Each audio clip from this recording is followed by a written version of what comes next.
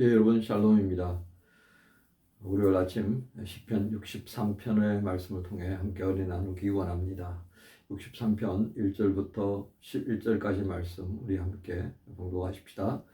하나님이여, 주는 나의 하나님이시라. 내가 간절히 주를 찾되 물이 없어 마르고 황폐한 땅에서 내 영혼이 주를 갈망하며 내 육체가 주를 앙모하나이다. 내가 주의 권능과 영광을 보기 위하여 이와 같이 성소에서 주를 바라보았나이다. 주의 인자하심이 생명보다 나음으로 내 입술이 주를 찬양할 것이라. 이러므로 나의 평생에 주를 송축하며 주의 이름으로 말미암아 나의 손을 들리이다. 골수와 기름진 것을 먹음과 같이 나의 영혼이 만족할 것이라. 나의 입이 기쁜 입술로 주를 찬송하되 내가 나의 침상에서 주를 기억하며 새벽에 주의 말씀을 작은 소리로 엎조릴 때에 하오리니 주는 나의 도움이 되셨음이라. 내가 주의 날개 그늘에서 즐겁게 부르리이다. 나의 영혼이 주를 가까이 따르니 주의 오른손이 나를 붙드시거니와 나의 영혼을 찾아 멸하려 하는 그들은 땅 깊은 곳에 들어가며 칼의 세력에 넘겨져 승냥이의 먹이가 되리이다. 왕은 하나님을 즐거워하리니 주께 맹세한 자마다 자랑할 것이나 거짓말하는 자의 입은 막히리로다. 아멘. 오늘 말씀의 중심 구절은 3절입니다. 주의 인자하심이 생명보다 나음으로 내 입술이 주를 찬양할 것이라. 그 세번역 성경을 보면 주의 사랑이 생명보다 낫습니다, 이렇게 표현되고 있습니다. 조금 더 적극적인 표현이 되겠다, 그죠? 그래서 오늘 이 3절 중심으로 해서 제목을 정했습니다. 하나님의 사랑은 생명보다 귀하다. 하나님의 사랑은 생명보다 더 좋다. 이렇게 이제 표현할 수 있겠습니다. 여러분, 오늘 말씀의 내용을 한번 가만히 읽으면서 여러분 묵상하는 짧은 시간을 가질 수 있었을 것입니다. 오늘 배경은 어떤 것 같습니까? 예, 오늘 제목에 그 맨 윗부분에 다윗의 시 유다 광야에 있을 때라고 되어 있습니다. 유다 광야에 있을 때 다윗은 뭐 해피한 시간이 아니었습니다. 정말 그 사울 왕에게 잡히면 죽는 상황이었기 때문에 그는 살기 위해서 그 유대 광야의 뜨거운 열기를 견뎌내면서 바위와 바위 사이에 숨어 지낼 수밖에 없었습니다.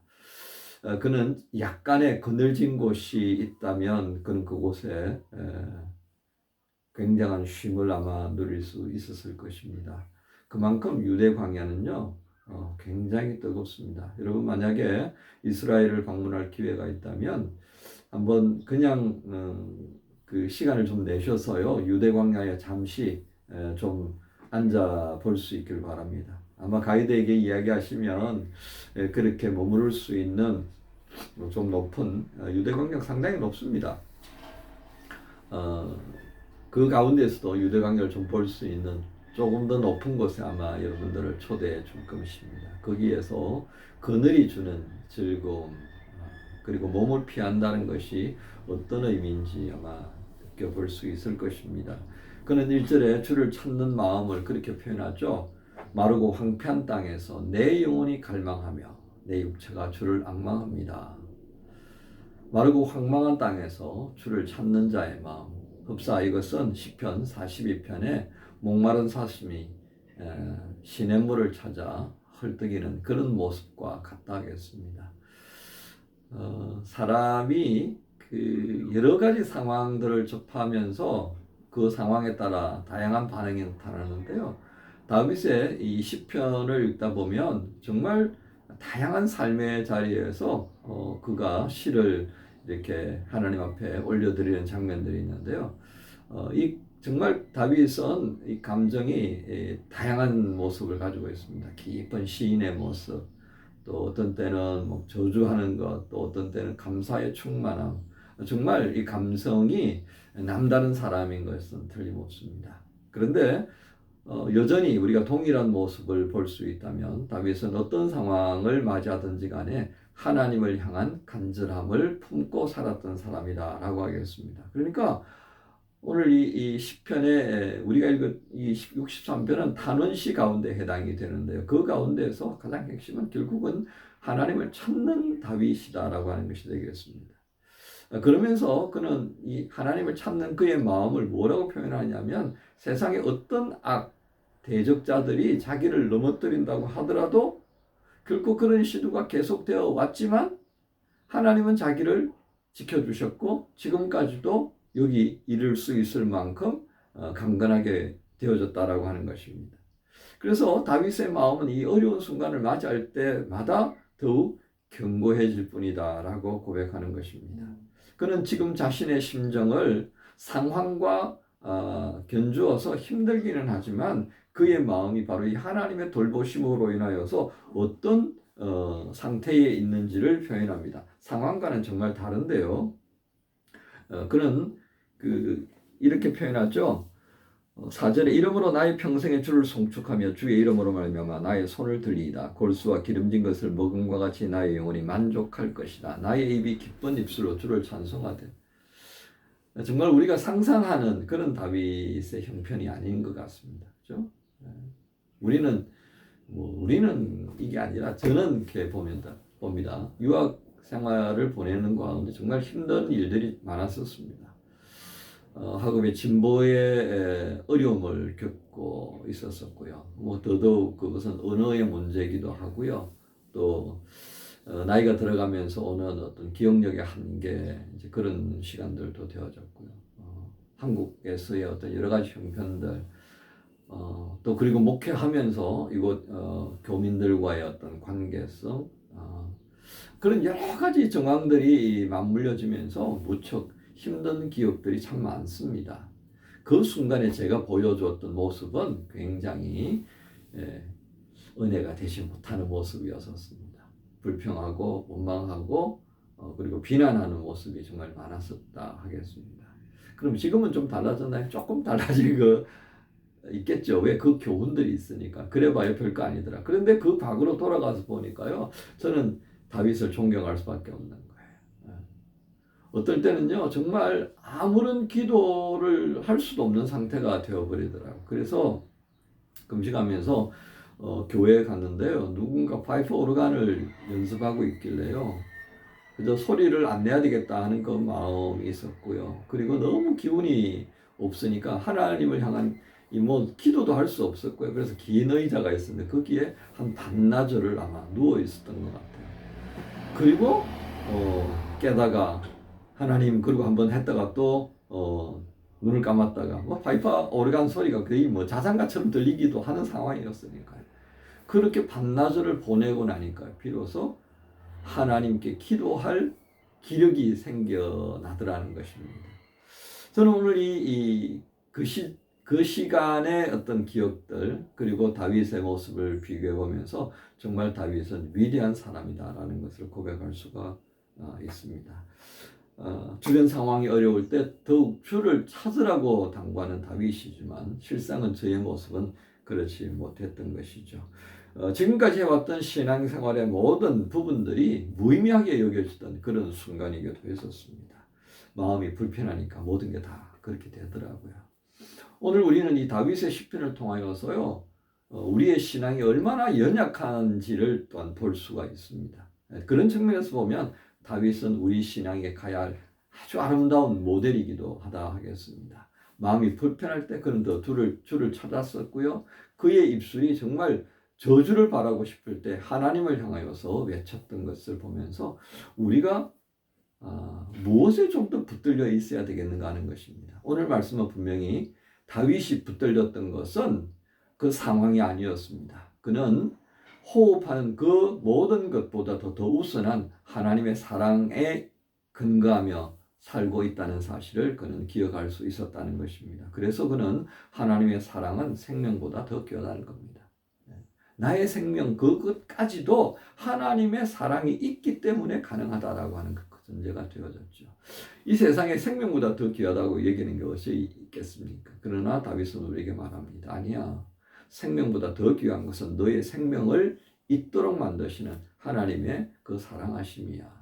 그 하나님의 사랑 때문에 나는 오늘도 호흡할 수 있고 그 호흡을 통하여서 하나님의 은혜 안에서 하나님의 계획하신 것들을 감당할 수 있는 하나님의 사랑으로 살아가는 거야 라고 말해준다 하겠습니다.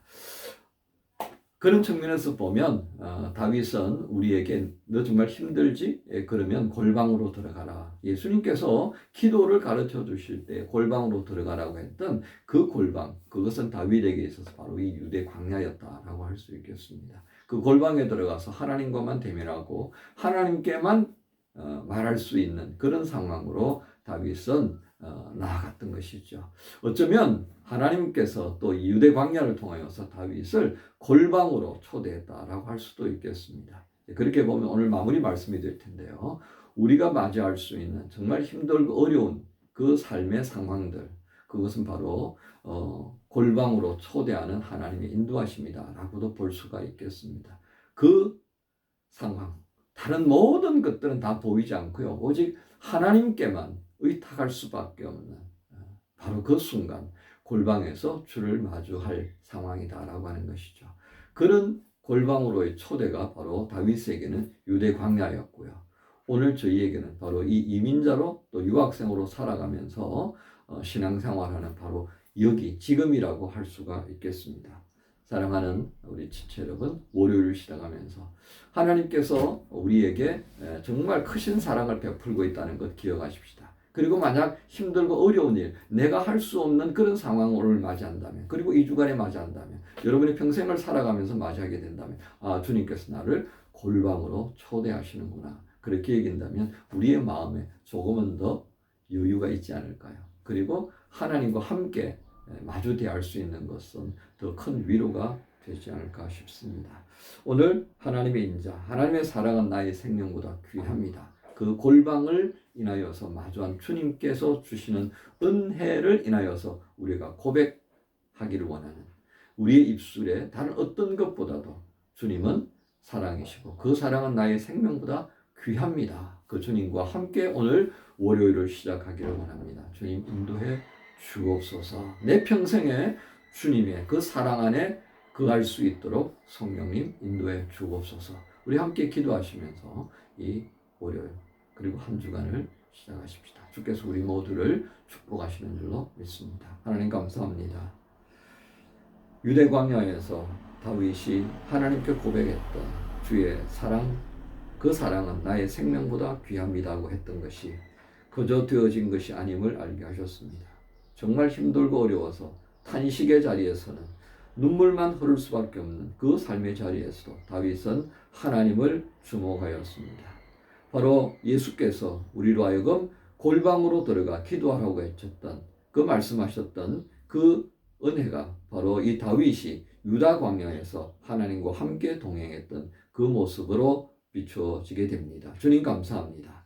이제 또한 말씀을 통해 지혜를 얻습니다. 힘들고 어려운 바로 그 시간은 주님께서 우리를 골방으로 초대한 시간이고 주님과 온전하게 만날 수 있는 기회인 것입니다. 주님 감사합니다. 이 기회를 인하여서 주의 사랑이 내가 지금 숨쉬고 있는 생명보다 더 귀하고 더 복되다고 하는 것을 또 한번 확실하게 해 주옵소서. 주께 이 월요일을 부탁합니다. 인도하여 주옵소서. 예수님 이름으로 기도합니다. 아멘. 하나님의